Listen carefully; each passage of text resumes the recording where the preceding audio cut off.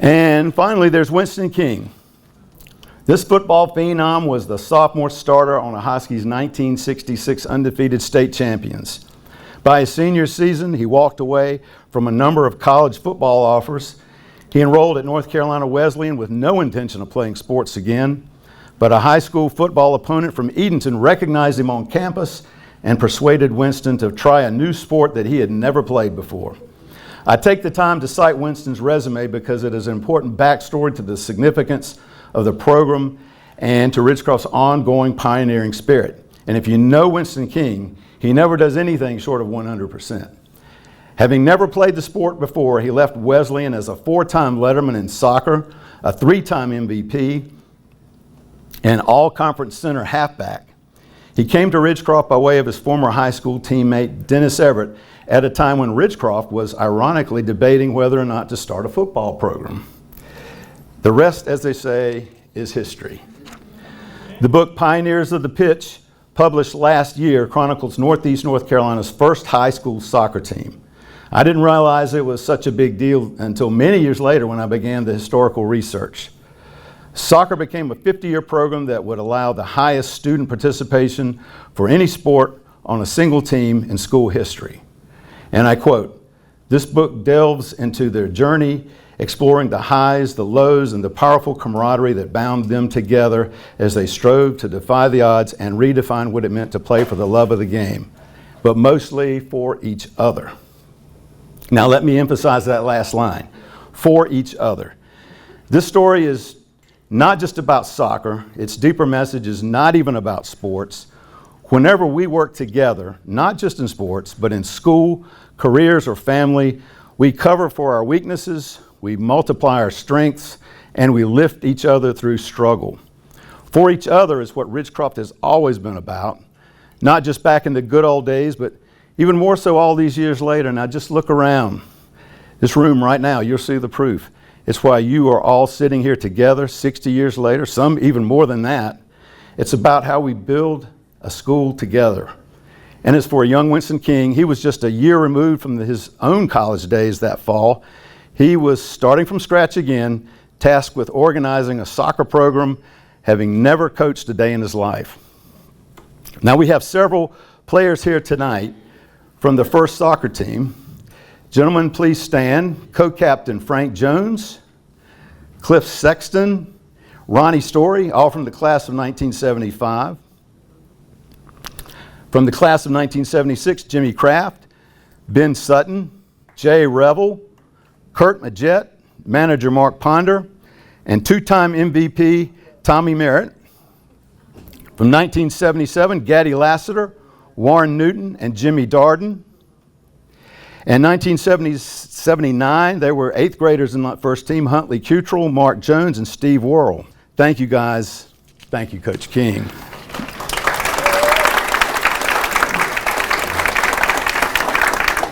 Now, you might be aware, I don't know if you are or not, but the men's soccer team today is fighting to survive.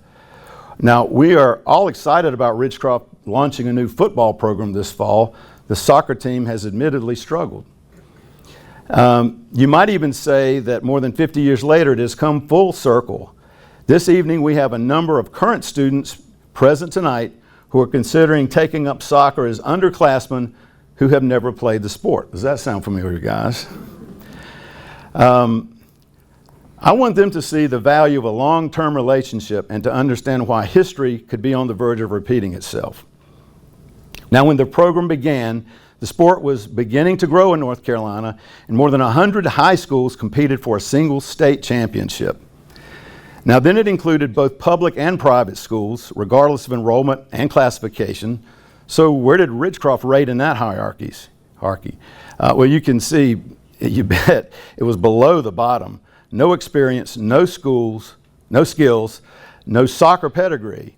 Well, some of us had never even heard of the sport. In August 1974, the full team had 20 days to condition and learn how to play soccer before it held its first match ever. More daunting than that, it would compete against schools as large as 32 times its enrollment size. Yet, in only the program's 12th match ever, Ridgecroft shut out the nation's #2 ranked team, Bolingbrook School of Petersburg, Virginia. Bolingbrook was the nation's preseason #2 pick that year, and technically it was ranked number 14 in the nation by the time they hosted Ridgecroft, but why let the facts get in the way of a good story? On that particular day, attitude prevailed over pedigree. Huntley Cuttrell played defense that year, and as a freshman, retreated to help foil Bolingbrook's 2-on-1 attack against the goalkeeper, I'll leave unnamed, by lofting a loose ball over just a few feet in front of the goal, over the mouth of the goal. Very risky play, but saved us and preserved the shutout.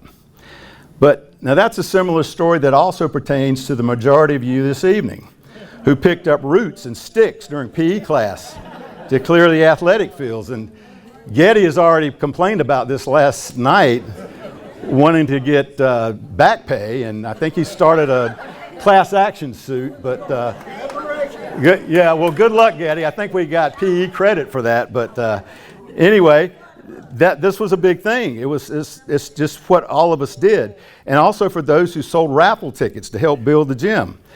We were in on it from the beginning. It's about the school's first winning season or first tennis championship. It's about how all of you shared the same Ridgecroft pioneering spirit. Now, I'm about to screen a short video tribute inspired by original music written by my brother Steve.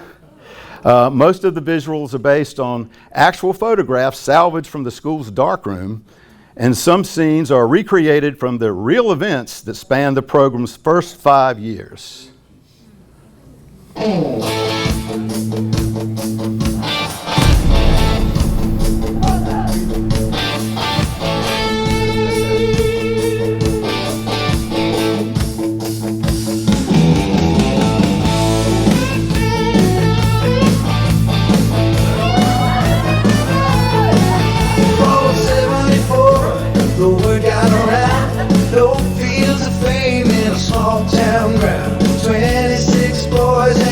Was a dream, turned sweat and dirt into a hometown team. Soccer cleats, hammer downs, getting all set, but we learned that heart's the best gear you can get. From the backboard straight to the goal, we were finding our rhythm, building our soul. No flash, no fortune, just grit and grace. Fans like thunder, fire in our face. Pioneers of the pitch, the Ridgecroft pride.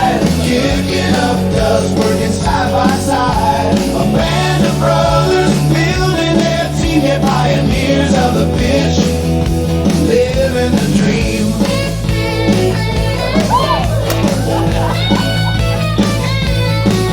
Good passing crosses, come your man. A brand new language as our journey began. We ran those drills, stay like before. Coach King calling, just the ball from Husky, Hairsville, Murfreesboro's crew. Coalfield, Como, and Winton too. Pioneers of the pitch, the Ridgecroft pride. Kicking up dust, working side by side. A band of brothers building their team. Yeah, pioneers of the pitch, living the dream. The years went by, but our spirits stayed bright. We mastered with heart and with fight. From practice to game day, we answered the call. Through wins, ties, and losses, we stood through it all. Now we reminisce all the tales that we told, of glorious moments and futures foretold. With all our heart, with the cheers from the stands, we crafted a legacy with our own hands. Old friends now scattered, but the bond won't break. In every memory, a new dream will make. Pioneers of the pitch, the Ridgecroft pride. Kicking up dust, working side by side. A band of brothers building their team. The pioneers of the pitch, living so here's to the legends in heart and in song. With each passing season, our spirits stay strong.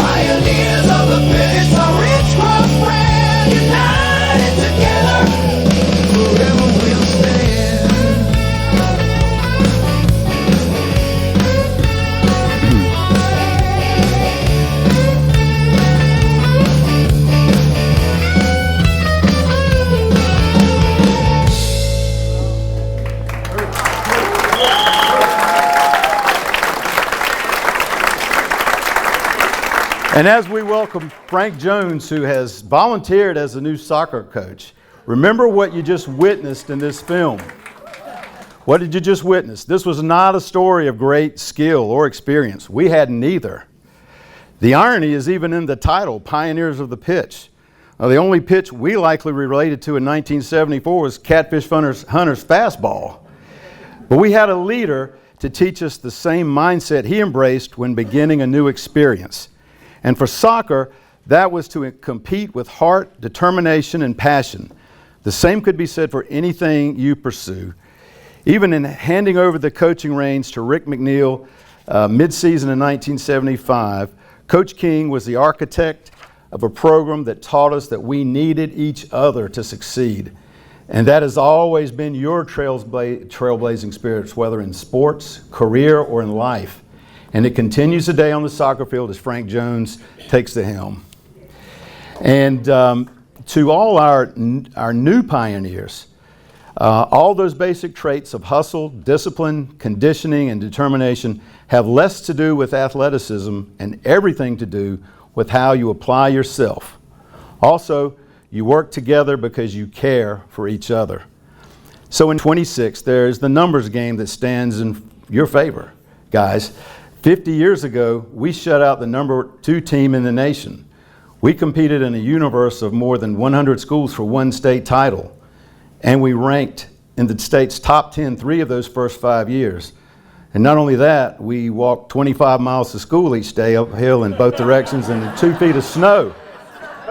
Well, the first claims are true, but the numbers, guys, today are in your favor.